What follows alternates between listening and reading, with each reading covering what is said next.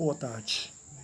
Hoje, 30 de junho de 2019, e eu há pouco vi um vídeo do Marco Antônio Villa, me parece que era da Jovem Pan, não sei se é mais, mas o meu comentário, o Villa, é que eu até tinha uma certa admiração pelo senhor, grande repórter, grande profissional, mas eu ouvi um vídeo e fiquei meio triste, ou talvez muito triste, porque na realidade nós não precisamos de críticas destrutivas como tem acontecido constantemente neste país.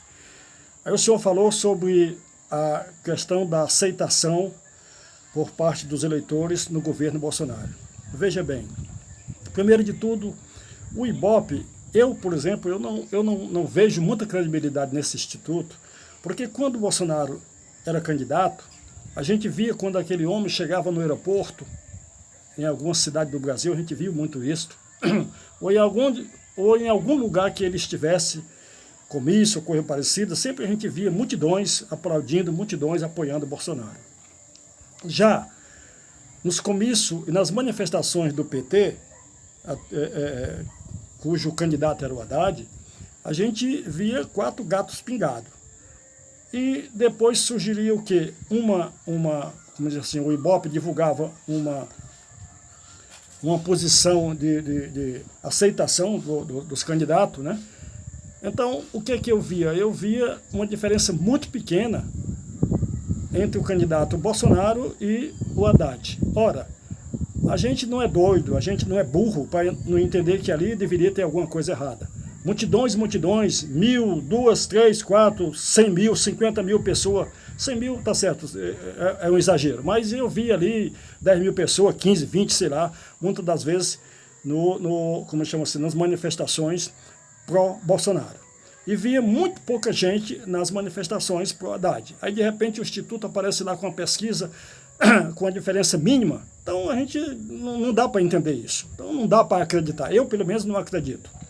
Agora, fez uma pesquisa e tal, pode ser que ele tenha feito uma pesquisa lá no reduto do Boulos, onde ele teve 650 mil eleitores, né, votos.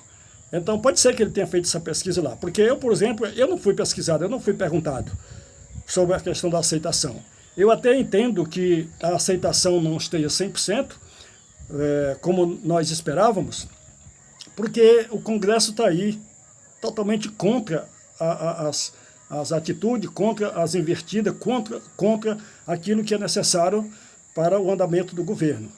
Dificuldade em reforma, dificuldade, quer dizer, depois que aprova alguma coisa, depois de muita polêmica, muita coisa e tal. Então, eu vejo por aí realmente que todo mundo está querendo dificultar as coisas. Aí o senhor aparece, porque o Bolsonaro, sobre a questão dos ministros, ora, Bolsonaro não tem uma bola de cristal para saber quem é perfeito, quem não é, quem é ideal, quem não é. Ele botou alguns ministros lá, naturalmente indicados, no caso do ministro da Educação, como no caso também do Levi, né, para o Banco Central, aliás, para o BNDES. Então, o que ocorre? São pessoas que foram indicadas. Ele não tem a obrigação de conhecer todo mundo profundamente. Mas existia, na realidade, na época da campanha, eu me lembro bem, esse compromisso de, se não der certo, tem que dispensar. Porque a gente quer o quê? Gente ideal para o cargo, gente técnico acima de tudo. Então nós temos aí o Paulo Guedes, que é um excelente ministro, conhecedor profundo do assunto, temos o Moro também, e tantos outros. Mas se de repente alguém não dá certo, o certo é mudar, o certo é até acertar. Ninguém pode, de repente, eu coloquei um ministro e tal, aí o camarada, de repente, começa a fazer as coisas diferentes daquilo que foi programado. Não é uma questão de uma ditadura, não, tem que ser feito do meu jeito, é porque o jeito dele é que é o correto. O homem veio para aí, foi eleito para consertar essa bagunça que foi feita durante esses 16 anos. Durante esses 16 anos. Você falou sobre o problema do Collor de Mello. O Collor de Mello foi uma aberração, não é referência. Não é referência. Falou sobre a Dilma, outra situação que não é referência. Porque, veja bem, se a Dilma, em que muitos falam em golpe, né, estupidamente, se a Dilma não tivesse não tivesse havido o impeachment da Dilma, eu não sei como é que nós estávamos. Eu não sei como é que nós estávamos. Aí diz, porque as pedaladas não eram motivo para impeachment. Não foi, falaram nisso, mas na realidade foi pelo fato de o governo estar desandando de uma maneira extraordinária. Hoje nós estaríamos talvez pior do que aquelas pessoas que estão fugindo lá da Venezuela. Entendam isso. Se não pode ajudar, então não atrapalhe. Essas críticas eu acredito que não resolve. Não resolve, Vila. Não resolve. E por quê? Porque nós precisamos de apoio, precisamos de gente para ajudar e não para atrapalhar. Agora, ficar comentando e achando, inclusive dizendo que não pode questionar as pesquisas, que não pode questionar aqui nada. Que conversa é essa que não pode questionar? Eu vejo hoje, por exemplo, dia 30, as manifestações a favor do ministro Moro, a favor do Dallagnol e, evidentemente, a favor do governo. A favor do governo. Infelizmente, a gente tem que se deslocar das nossas casas, do nosso repouso, no domingo como hoje, para, naturalmente, questionar. Não era nem necessário isso, não era necessário isso, não era necessário isso. Porque todo mundo está vendo que nós estamos no caminho. Tinha que haver alguém. Aí você fala, não sei o quê, porque votaram contra o PT, ou então contra o Lula. Quer dizer, Bolsonaro foi... Não se trata disso. Então se matou 2 coelhos com uma carregada só. Se votou contra o PT, evidentemente que foi. Se votou no outro candidato, é claro que foi contra o PT. Agora, eu vejo que ninguém fala muito, ou de jeito nenhum, sobre a questão da segurança. Eu sempre tenho dito que esse problema de segurança era o problema número 1. Problema número 1 dessa nação. Olha, não é brincadeira. Nesse governo, nesse desgoverno aí de 16 anos, a média foi o quê? 50 mil pessoas que foram assassinadas, que morreram de uma maneira ou de outra por ano. Isso é 2 vezes a guerra do Vietnã.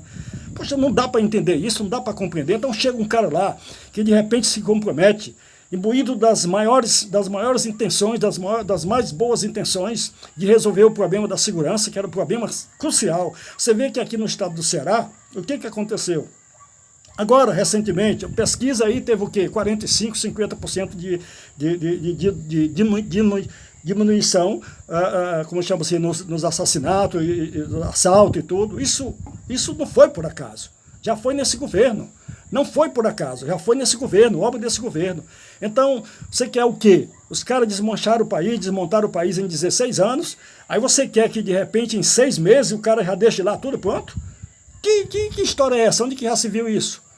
Deixa o homem trabalhar, rapaz. Deixa o homem trabalhar, acaba com essas críticas idiotas e achando que está tudo não sei o quê, porque o governo não sei o quê, não vai dar certo. Que conversa é essa? Claro que vai.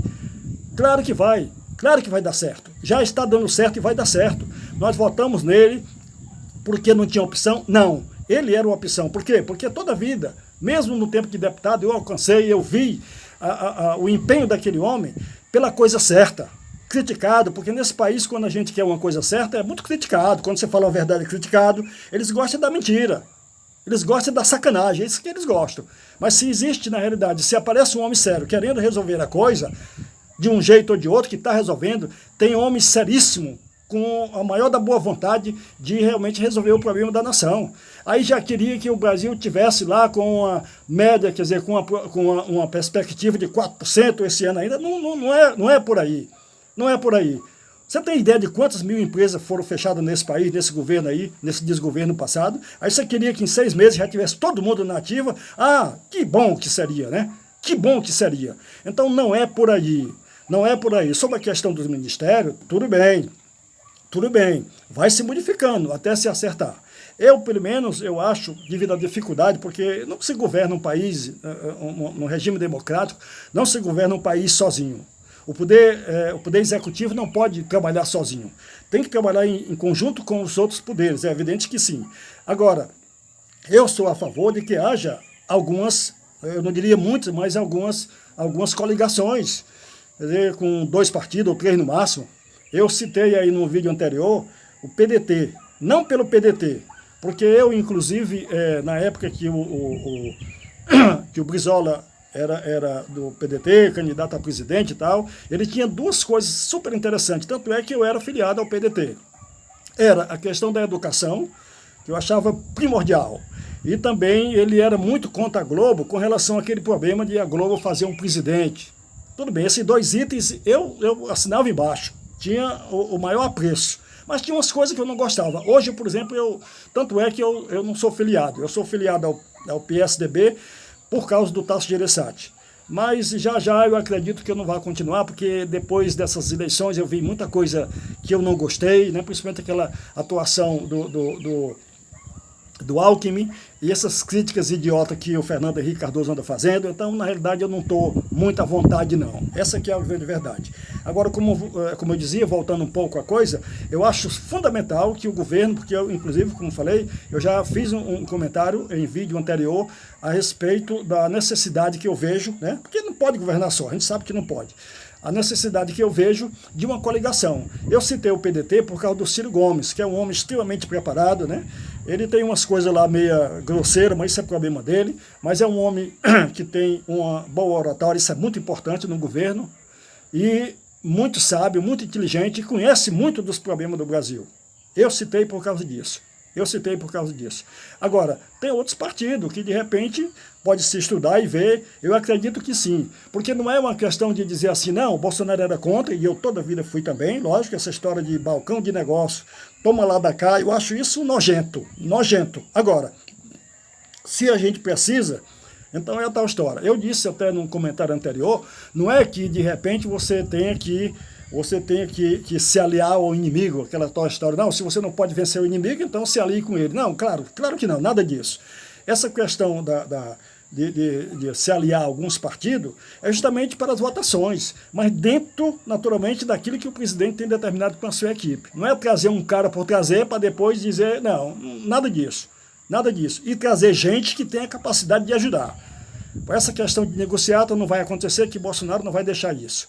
Então, o meu apelo é que um homem como o senhor, então, se não pode ajudar, então não venha com crítica, com essa história de ibope, porque não sei o quê, o governo não está agradando e tal. Que não está agradando, Corredinho? Que conversa é essa?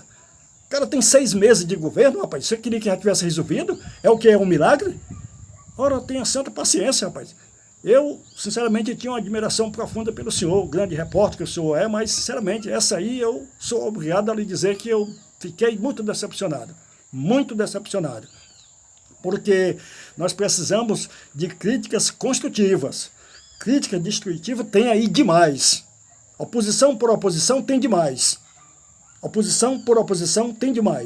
E nós precisamos de ajudar o governo, com incentivos, vendo que ele tem a maior da boa vontade, está acompanhado de uma equipe fantástica, e evidentemente que tem alguém que de repente não chega junto, então se substitui. Qual é o problema?